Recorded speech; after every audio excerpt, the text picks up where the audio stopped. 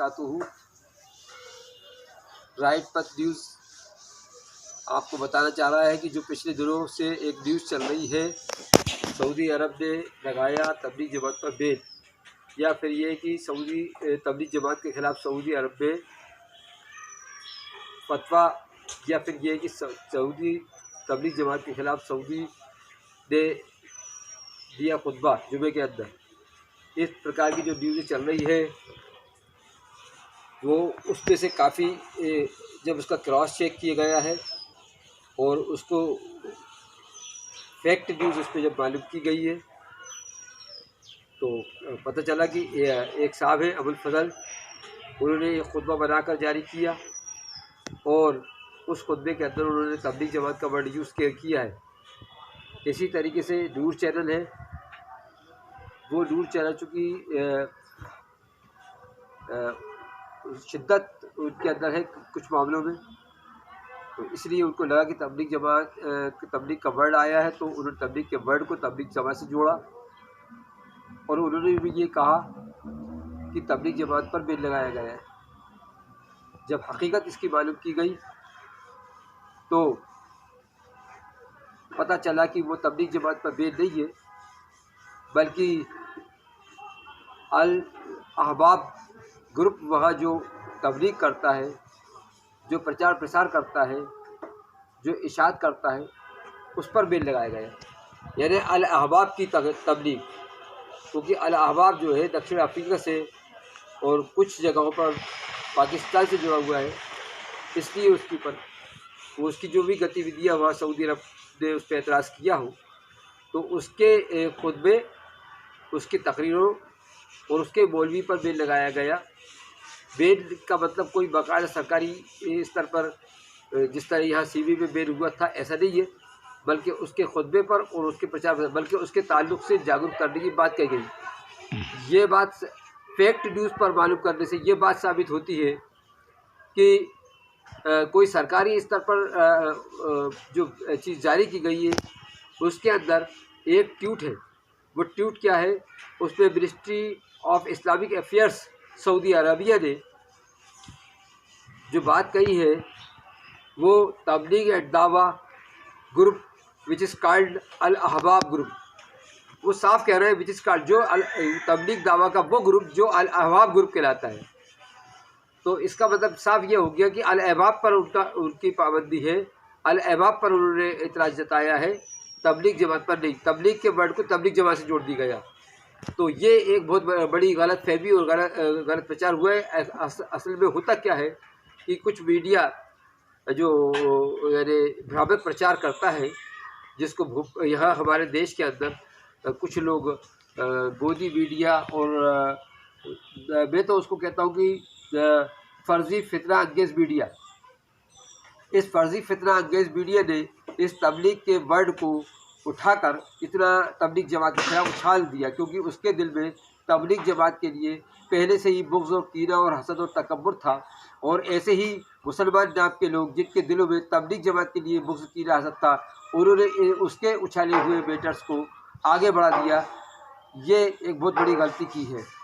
मैं समझता हूँ कि अगर इस ट्वीट पर जो सरकारी स्तर पर जारी किया गया है उस ट्वीट पर गौर किया जाता, जैसे कि शहजाद आलम बर्री ने अपने चैनल में इस चीज़ की वजाहत की है, और भी कोई दूसरे हक पसंद चैनल है उन्होंने भी इस चीज़ की वजाहत की है, और एक मेरे यहाँ राइट पथ ग्रुप से जुड़े हुए एक जावेद खान साहब हैं, उन्होंने ये सवाल उठाया है कि अगर ये न्यूज़ जो तबलीग जमात के ताल्लुक़ से कही जा रही है अगर सही होती तो वो पाकिस्तान चैनल क्यों नहीं चला रहे हैं, उसको जो है अल जज़ीरा चैनल क्यों नहीं चला रहा है, उसको जो है दूसरे इंटरनेशनल चैनल क्यों नहीं चला रहे हैं। बात बिल्कुल सही है। तो इसलिए मेरी अपील ये है यहाँ हिंदुस्तान के मुसलमानों से और तमाम दीगर दूसरे लोगों से, हमारे हमवतन भाइयों से, कि वो इस भ्रामक प्रचार के अंदर ना आए। तबलीग जमात की जिस प्रकार से ज़रूरत 1947 के बाद थी लोगों की इस्लाह करने के लिए, उनको सही रास्ते पर लाने के लिए, उसी तरीके की ज़रूरत आज भी है। जमात इस्लामी के मौलाना मौदूदी ने भी ये कहा था कि एक ये ऐसी जमात है जो अपना जान, अपना माल, अपना वक्त लेकर काम करती है, और ये बड़ी अच्छी जमात मौलाना नियाज़ साहब ने निकाली है। मौलाना मौदूदी ने आगे फरमाया था कि जिस तरह अरब के बद्दुओं को जिस रूह ने ताजगी दी थी वही जो है उसी तरह से ये मौलाना रियाज साहब ने ये जो है जो कम पढ़े लिखे लोग हैं या जो बेचारे गांव के लोग हैं या जो है जो मुसलमान जिनको दीन का इल्म नहीं है उनके लिए एक बड़ी अच्छी जमात है। उन्होंने इस तरीके से मैंने उसका लब्बो लबाब और मफहूम ज़ाहिर किया है। उनके अल्फाज ज़रा उर्दू के अल्फाज है मौलाना मौदूदी साहब के, तो मौलाना मौदूदी रहीमुल्लाह ने उनकी बड़ी तारीफ़ की थी। तो मैं अर्ज़ ये करना चाहता हूँ, लेकिन कुछ लोग जो है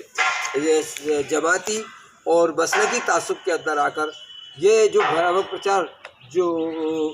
इस्लाम दुश्मन चैनल्स ने किया है उसको वो आगे बढ़ा रहे हैं और तबलीग वालों में और सऊदी अरब वालों में तफरका डालने की, या तबलीग वाले और अहले हदीसों में तफरका डालने की, या तबलीग वाले और जमात इस्लामी में तफरका डालने की कोशिश कर रहे हैं। ये बात बिल्कुल गलत है। यहाँ सब जमातें मिलजुल के काम करती है। कुछ बातों में इख्तलाफ हो सकता है, लेकिन यहाँ पर कोई किसी को इस तरीके से नफरत अंगेज बातें नहीं है। तो मैं अर्ज़ी करना चाहूँगा इस भ्रामक न्यूज़ पर ना आए और इस को गलत मानते हुए इतना जान लें कि अल अहबाब ग्रुप जो है, चूँकि वहाँ पर वो उस ग्रुप पर एतराज़ है, उसकी गतिविधियों पर एतराज़ है, तो उन्होंने अल अहबाब ग्रुप पर पाबंदी लगाई है, तबलीग जमात पर पाबंदी नहीं लगाई है। और अगर हम तबलीग जमात पर पाबंदी की बात को आगे बढ़ाते हैं तो हम उसी मीडिया की बात को आगे बढ़ाते हैं जो इस्लाम दुश्मन मीडिया है, जो फसाद डाले, जो नफरत के फितरा बोलना चाहता है, जो लोगों में फसाद फैलाना चाहता है। तो फर्जी फसादी मीडिया की बात को हम आगे बढ़ाएंगे अगर हमने तबलीग जमात में बेत की बात को आगे बढ़ाया तो। इसलिए हमें ये इसको तबलीग जमात वालों से भी मेरी गुजारिश है कि वो बग़ैर किसी सबूत के वो सऊदी के ताल्लुक़ से या अहले हदीस के ताल्लुक़ से या किसी भी ताल्लुक़ से किसी किस्म का वो न रखें गलतफ़हमी, बल्कि कोशिश करें कि